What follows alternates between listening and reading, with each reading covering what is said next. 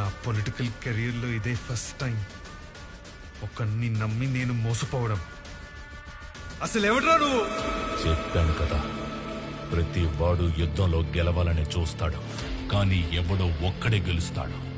వాణ్ణే వీరుడంటారు. ఇప్పుడు ఆ యుద్ధం మొదలైంది.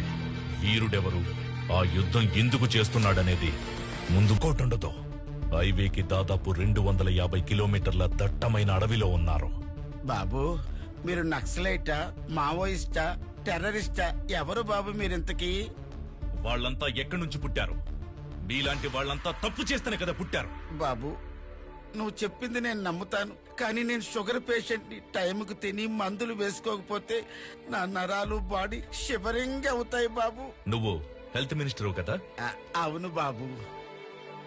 నీకు పెద్ద పెద్ద హాస్పిటల్స్ ఉన్నాయి.